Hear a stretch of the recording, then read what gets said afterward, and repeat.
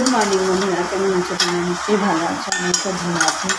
আজকে হলো নেক্সট দিন, আজকে হলো স্যাটারডে। এখন থেকে তো স্নান করে করেছি। বাইরে বছরে ঝামঝাম করে বৃষ্টি করছে কালকে রাত্রে থেকে। তোমাদের এখানে তো বৃষ্টি করছে কেমন কেমন লাগছে? সেটা এখন পুজোটা বাইরে মিষ্টি মন্দিরে ধীরে ফুলতে তুললাম, তুলে এখন পুজোটা তুলি, পুজো দিয়ে তারপরে রান্না দেওয়া করবো। সেটা একটা বেশি থাকা অসময় আছে। আজকে ব্রেকফাস্টটা খাচ্ছি তাওয়া রুটি, গোলা রুটি, চিনি আর চা। তো চলো ব্রেকফাস্ট করিনি, তারপর দুপুরে কী রান্না করছি নিশ্চয়ই তোমাদের সাথে শেয়ার করবো।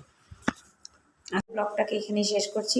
যদি কিছু ভালো লেগে থাকে তাহলে লাইক করবে, কমেন্ট করবে, শেয়ার অ্যান্ড সাবস্ক্রাইব অবশ্যই করবে।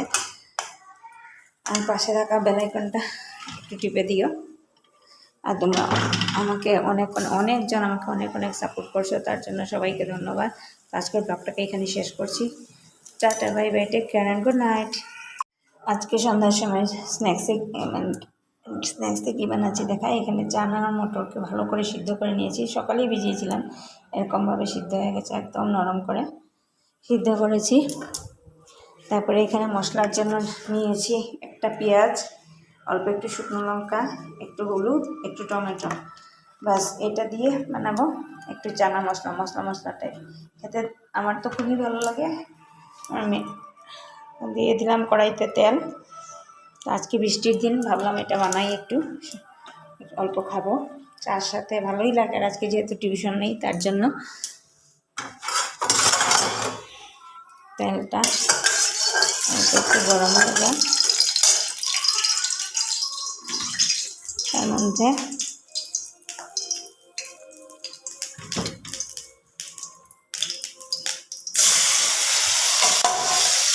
মশলাটাকে এখানে কড়াইয়ের মধ্যে ছেড়ে দিলাম,